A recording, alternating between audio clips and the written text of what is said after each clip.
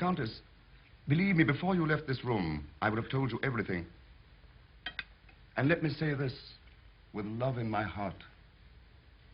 Countess, you are a thief. The wallet of the gentleman in 253, 5, 7, and 9 is in your possession. I knew it very well when you took it out of my pocket.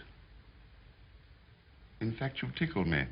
One general area which I find really interesting is how Trouble in Paradise fit into the kind of ethos of the time and why it was so acclaimed when it was. Because I think that it has this unique spot in his career. It got so much acclaim and attention. It's so universally regarded as his best film, and then after that, nothing.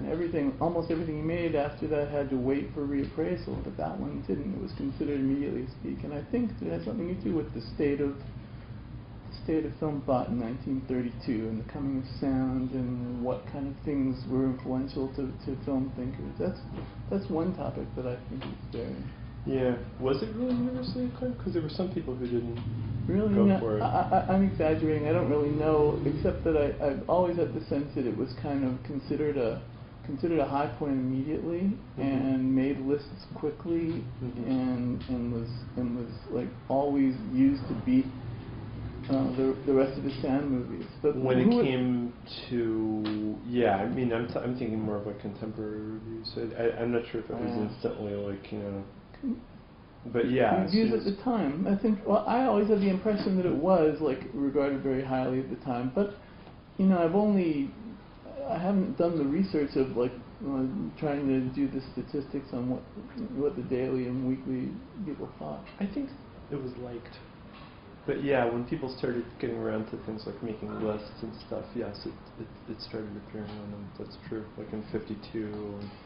Some of what our Lubitsch history comes down to is through Herman G. Weinberg in his book, and he paints a picture of it being the toast of the town and something that was never to be equaled. Although the silent films obviously had this great status to people like Weinberg and to people of the time, and as with a lot of filmmakers, Lubitsch was considered in danger of like losing it with sound or never being the equal of his early self. This seemed to be the film that, I don't know if I would call it an exception, but it seemed to be, according to the tradition, that I always thought it had kind of where the buck stopped. After this, it seemed like everyone was going to be a little bit look askance at everything Lubitsch tried to do. Maybe, but then they made him production head apparently. He was. So. and he had a fine career with hits, you know. It certainly seemed to have some success in its time. Yeah. But people didn't. The films immediately after were designed for a living, which I think was not regarded well. Merry Widow, which I think was not regarded very well. Merry Widow was sort of regarded well. Yeah. I had the impression that it was considered not so hot. But I'm going on a relatively small sampling of contemporary. I think that the one that was the flop was Angel. Angel was outright that was a disaster. Vanished. And he did spend quite a bit of money on movies. I think as a director and as a producer, he wasn't exactly cost conscious. Well, I mean, he was cost conscious, but he got what he wanted. So he was. But you know, to be a filmmaker entrusted with running, the production wing of an entire studio says something, and it means that people really placed a trust in his ability. I think he came with a huge amount of trust, and even if the films afterwards were not considered up to his original, level, and there might be some controversy about whether that's true, but even if they were, he still was riding high just on his reputation for a long time. Mi ha detto che il signore 250 è stato aggredito. È vero quello che è successo? Ha detto che Maria chiamava il direttore perché chiamasse la polizia. The thing that interests me about the film is that it dovetails really well with a certain... People seem to be a little insecure at the beginning of Sound. They seem to be insecure about the purity of cinema. There always, I think, until Bazin maybe, there always was a certain insecurity, it seems to me, about the purity of cinema, a certain sense that film had to be defended as a visual medium, that editing was the most important aspect of film because it was the only thing that cinema could do, that the film d'art or theatrical adaptation or too much dialogue was considered dangerous to the integrity of cinema. And I think there was, Eisenstein had kind of maybe but altered a little bit the intellectual's view of what would be the purest and most exalted form of cinema, which is both, based on montage and with some social consciousness. There was a time with that kind of where it seems to me that, among other things, Trouble in Paradise is likely to have a lot of appeal for people who were worried that early talkies were too talky and likely to be worried that form had been endangered by the coming of sound. I think, again, to go to, with contemporary critics, one of the best critics, I think, who was writing at that time and who didn't live very long, was Otis Ferguson. And he was great on the importance of impurity,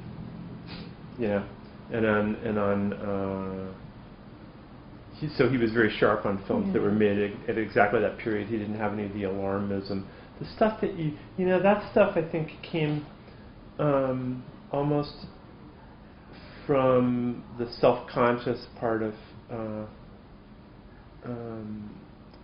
film history and the self-conscious part of film criticism, with people who were dedicated to moving film, into the realm of from the beginning, and it's just still with us. It never goes away. The resurgences of it. But the idea that the essence of cinema is cutting, or the essence of cinema is the image and not sound, that kind of thing. It's essentialism, and you can almost understand it when you see some of the commercial directions that cinema started to take in the early days. You can almost understand how people felt the need to save it. And when you see some early talkies, you can almost understand why people would have a certain defensiveness. But I think that the stuff about early talkies being so stiff, I think that's a relatively short period that we're talking about ultimately, because really, if you look at Lubitsch, because Lubitsch was doing very nice work in 29 with I'll say it was, and I mean, Lubitsch and Take Arnett and all those people, Sternberg, like the guy who just completely knocks it into a cocked hat when it comes to early talkies. Morocco is just some kind of miracle, and then, right around the corner was all the incredible work that was being done at Warner's. And I think, but I do think that the thing about Trouble in Paradise is that and Lubitsch, in general, is that the sound and the image are, this issues of essentialism is stuff that film directors didn't have any time to worry about. They just had a job to do. And for him, I think sound became another tool that he delighted in. Collet and Company are makers of the best perfumes. I was, Lubitsch and Stimson and Raffleson worked really closely together. And they worked so closely together that Raffleson said, he gave me some of my best lines and I gave him some of his best, touches. And so I think that,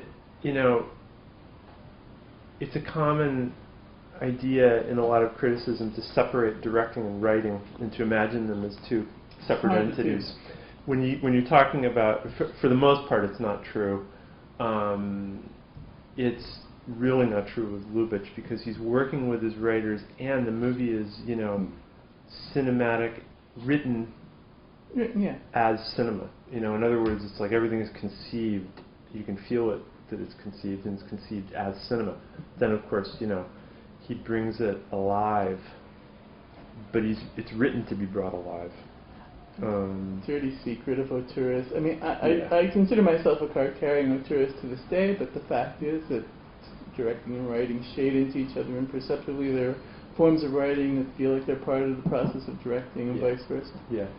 It's like one thing I once... And particularly with Lubitsch. Lubitsch, I think, conceives things that way. Yeah. There's a certain kind of acting style that he uses for humor, and I think that acting style that he uses for humor, which is a kind of music hall derived or vaudeville derived kind of thing of giving the actor a great awareness and sharing that awareness with the audience, a kind of knowingness about what's going on, but not the character necessarily, so that the character may not know what's going on, but the actor, through the line delivery and through the neatness of the transitions, indicates to us that they're with us and that they know what's happening and they're with the director, and that kind of humor needs to be set up in the writing, I think, to some extent.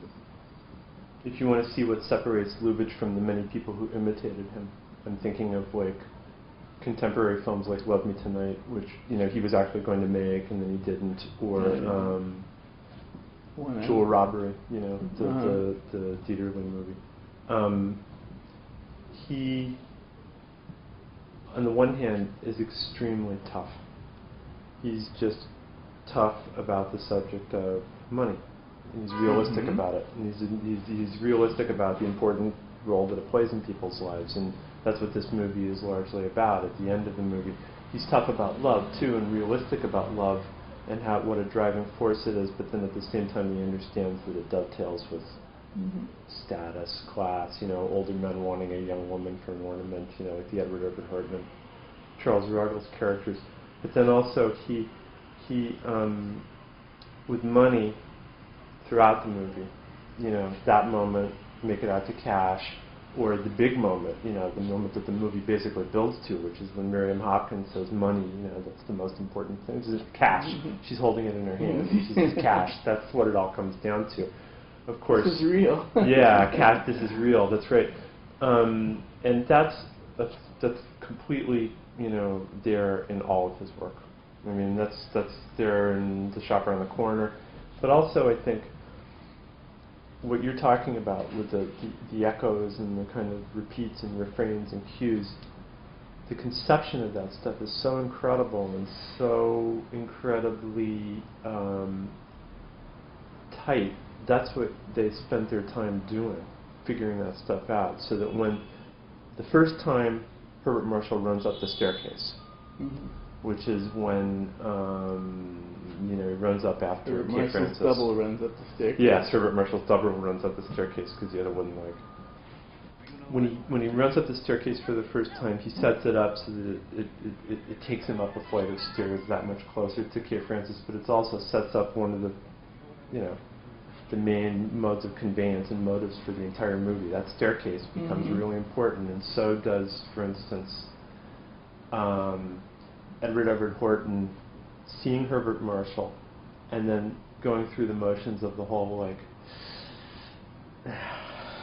That's one of my favorite things. Yeah, he repeats it throughout, he's just like, who is that guy? I think I've seen him... No. And it sets up, and then he finally has the realization, tonsils. But it sets up the moment when Miriam Hopkins suddenly has her moment where she's kind of going back and forth, and then she suddenly realizes. Tra-la-la. Yeah. The tra-la-la. Yeah. He's very, very careful setting so that everything works like a machine. It doesn't just work, not to imply that it's mechanical, but it works like a well-constructed poem. It's part of a pattern, and the repetition is part of. We're talking about music orchestrating the thing. The repetition is very much part of that. Part of this kind of overall sense of the film being driven by form, which I think is one of the things I was kind of getting at. I think people like the fact that the film felt as if it was driven by all these different this orchestra of formal devices. Repetition being one of them. It never lets up. Scenes keep coming back near the end, keep being doubled, and he gets his big capper at the end of the film with another repetition, which is really funny.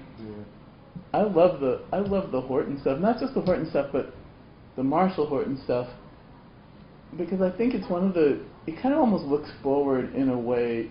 I don't want to say that, because I think at different times in his life, Lubitsch has always had different interests, some of which might be like a little more about people, some of which might be a little bit more on the surface. But I feel like it's one of the deeper things in the film, one of the more interesting things about people in the film, that Herbert Marshall should decide, when faced with this danger of being recognized, to go right into it. And he walks right up to him and says, and Herbert Marshall's the one that says, I have a feeling that we've met somewhere before, and throws the guy off so badly. And then when he sees Horton looking at him across the party, he looks at him and gives that little smile out the window to acknowledge him, in putting himself more in the path. It's such a clever thing about people that is not obvious, not something that you had to do at all, but it's one of those things that Lubitsch could be kind of wonderful about. He had this kind of spectator's view, I think, of people that was built into forms to some extent, built into acting, built into the way he did things, and the films really work for me when he also uses that to suggest this kind of this interest in human behavior, which he can be really sharp about. Well, I mean, nobody's better on vanity. I mean, really, you know, because in cinema, that I can think of at least, because the whole thing with Edward Horton and Charlie Ruggles, and they're vying with each other, you know, for the affections of this woman who's obviously not interested in either of them, and they go and, you know, buying the purse. Oh, I was here first, you know, this purse looks wonderful, you know, I'm here. And then when they both realize that she's in love with Herbert Marshall, suddenly they're friends.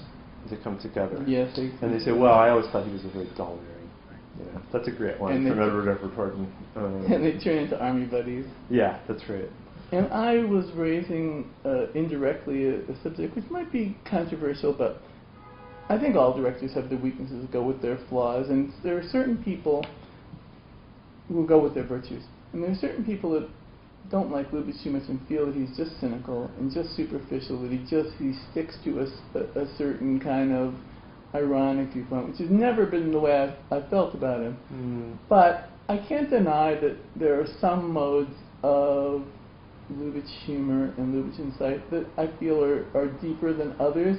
I feel as if sometimes he lets himself go for something that really isn't that good, that just has a kind of irony that doesn't go too deep, and sometimes he really goes for something very interesting about people.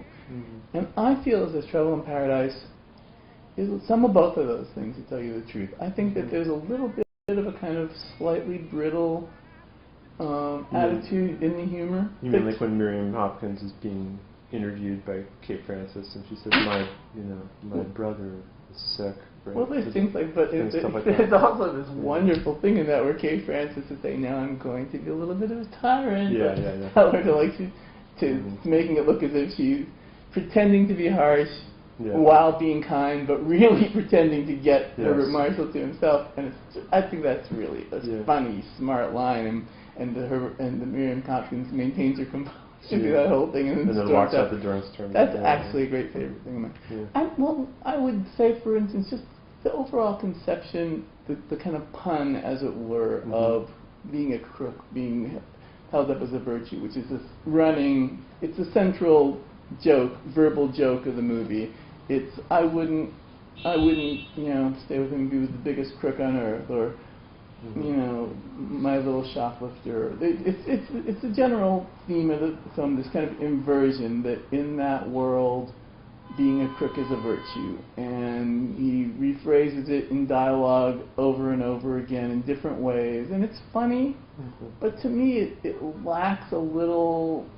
I think it lacks the depth of his best stuff to me, and there are things like that throughout which maybe I don't feel. I feel that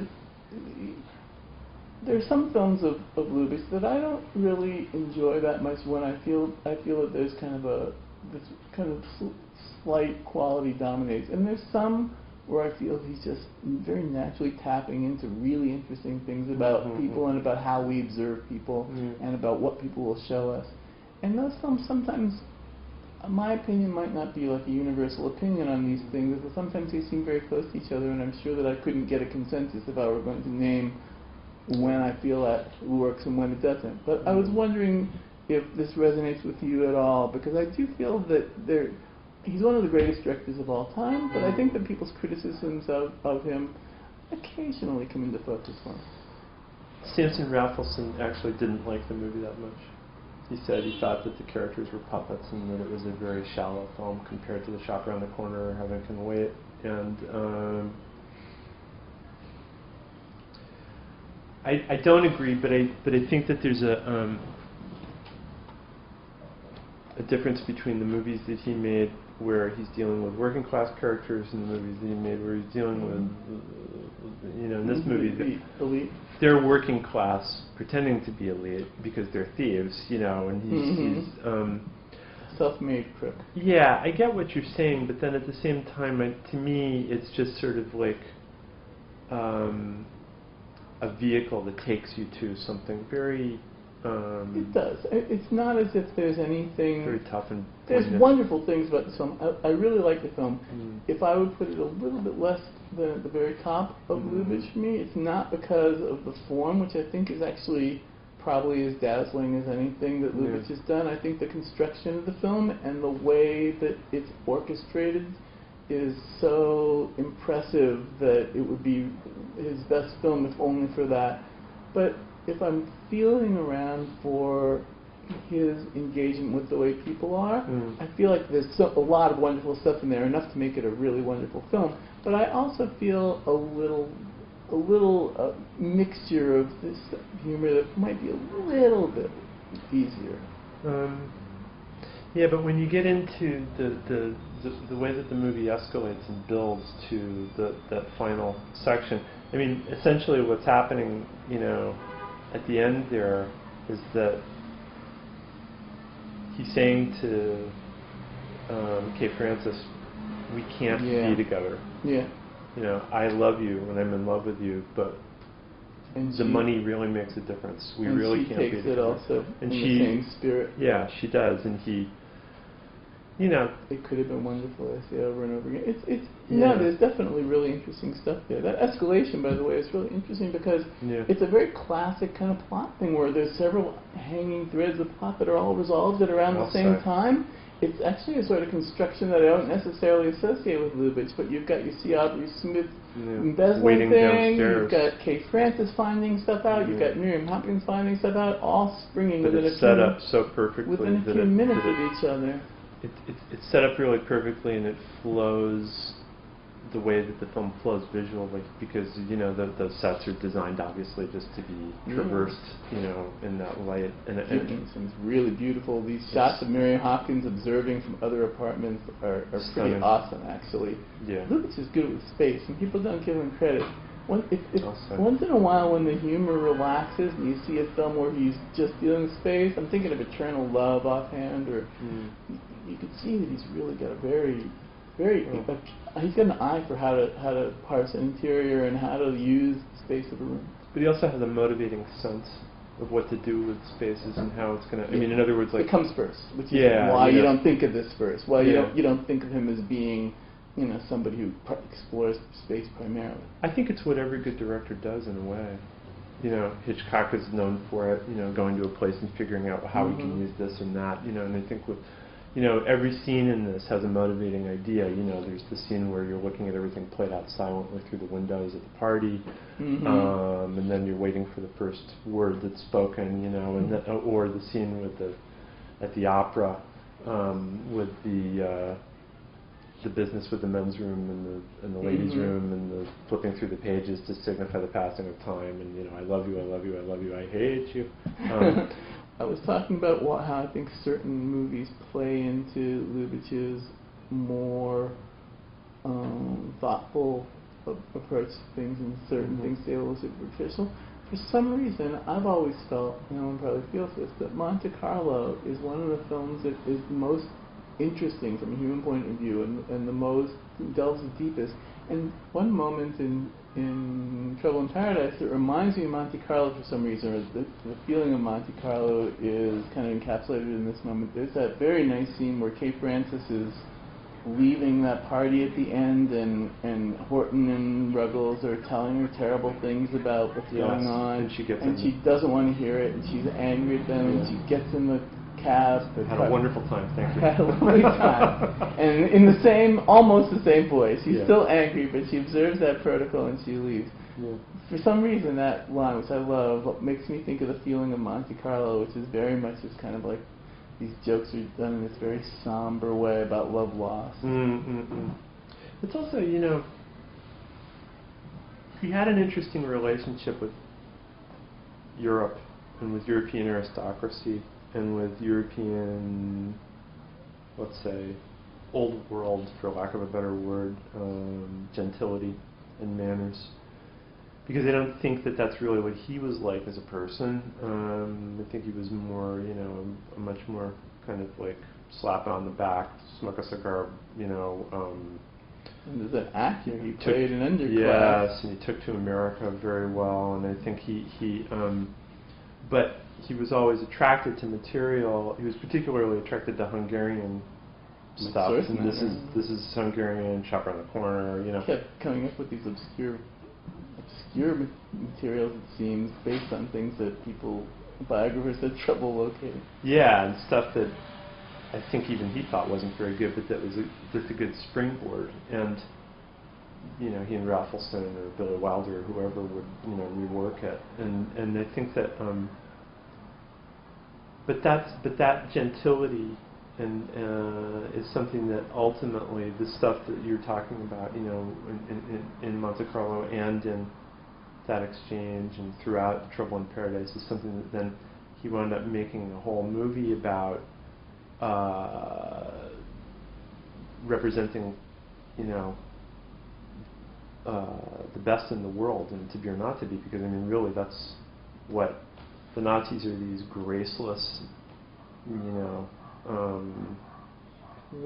kind of dopey figures who are, I think Andrew Serres got it right about to be or not to be. They don't, you know, they lack sophistication and politeness. And it's like, you know, for Lubitsch that's like a real sin. I mean obviously it's bigger than that, but he's using that metaphorically. I was reading today, I was reading the TCM notes, which I guess are really the AFI catalog notes on Trouble in Paradise. Yeah. And they pointed out that it was Lubitsch's European market was especially important to Paramount, and that they really had to be careful they didn't alienate their European market for him. And there was some danger, they at least perceived some danger here in the Italian police scene, which I love, but they apparently had some trouble with an earlier Paramount film that year in offending the Italians, and as written in the script, and it seems to me as played, the Italian police, the excitability of the Italian police is played up in a comic fashion. Hollywood was very late to, you know, yeah. I mean, you know, being willing to offend certain countries in Europe. But they were worried about it. And the interesting thing is that the guy from whoever the organization was apparently is quoted in these notes as saying, but the overriding factor here is the white Lubitsch touch, which usually gets us through these situations. And as a matter of fact, all the stuff they're objecting to looks to me like it made it to the screen. It seems that he had trust, studio trust. Something about the way Lubitsch would do things like this was considered diffusing of stuff that would otherwise be considered a code violation or a commercial risk. Well, he must have had plenty of trust because they handed over the keys to Paramount to him in, what was it, 34? 34, 35? Yeah. I think that it's interesting that his style, his approach, should have been considered something enough to get past things that would later turn into code worries. I mean, the sex in this film is pretty at times verges on intensity, actually. Yeah. The door closes, and you know, it's very clear what's going on behind it. You know, but The thing that I think is most outrageous is when he zips up, when Marshall great. zips up Miriam Hopkins' blouse went for public consumption.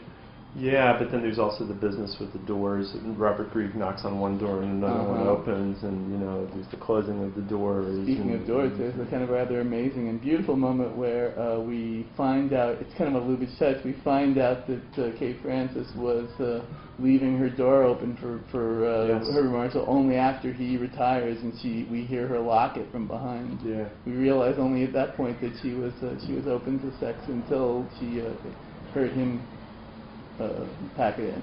Yeah, I mean, it's interesting because ultimately the way that he coded stuff like that would become something, would make it easier for him in a way, I suppose. To adapt. It seems to have made it easier for him, and it also had that, Wilder had that famous quoted that famous saying of Lubitsch's that you let the audience add 2 and 2 together, add up 2 and 2 for you, they'll love you for it. Yeah. And a lot of the Lubitsch touch is not showing things indirectly. Something is just a little bit indirect, but not so indirect that anybody's going to really miss it. Yeah. Yeah. I mean.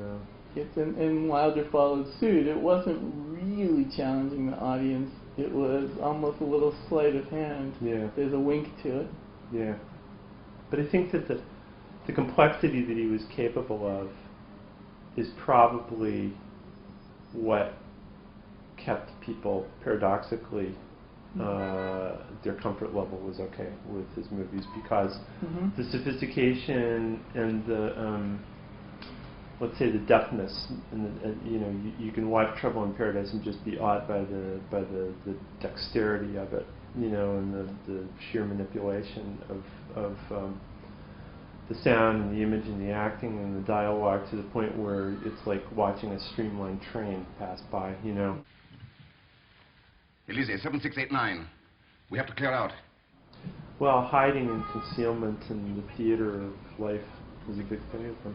That's the center of his filmmaking, really. And I mean, that's what drives, the stuff between Herbert Marshall and Kay Francis, and the stuff between Herbert Marshall and Miriam Hopkins, and between Miriam Hopkins and Kay Francis, is a series of, interactions where feeling each other out, but not Miriam revealing Hopkins and Kay Francis is a very funny relationship. It's very, very hostile and rarely expressed as such. Yeah. I don't know a lot about Miriam Hopkins as a person. Miriam Hopkins as a person was reportedly challenging. But it certainly was worth it. She kind of embodies a certain Lubitsch acting style. I mean, a lot of people in a lot of his films have a certain style of acting that I'm sure he must have demonstrated for them, but she seems one of the prime cases. Yeah, I mean, I can't picture Kay Francis throwing herself on the couch with the dust rising up, which is the way Miriam Hopkins does in Design for a Living. I can't picture Kay Francis doing that, nor can I picture Miriam Hopkins doing. I can't picture Miriam Hopkins doing a backbend in her exercises. The backbend, or some of the more kind of poignant moments when Kay Francis is at once a limited human being and very vulnerable and poignant. It's interesting. She was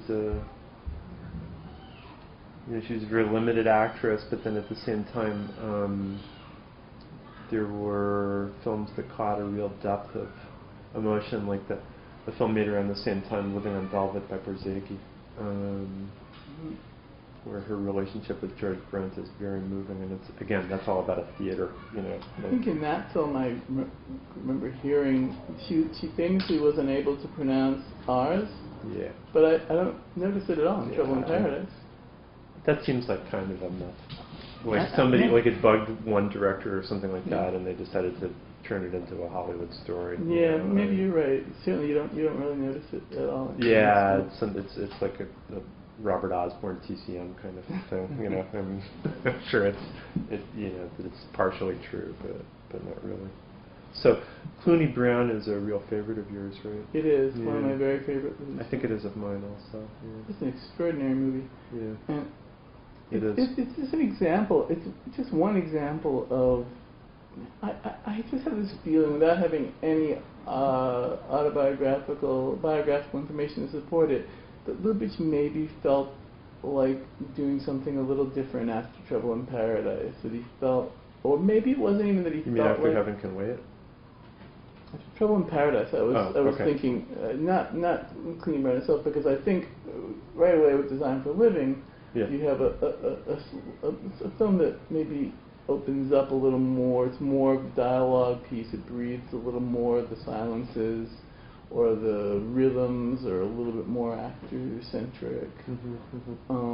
And you could chalk it up to a lot of different things, I suppose, to the changing times, because the mid-30s are not the same as the early 30s. Right. Their standards of realism were changing, and Lubitsch maybe could be in danger of running afoul of increasing standards of dialogue realism.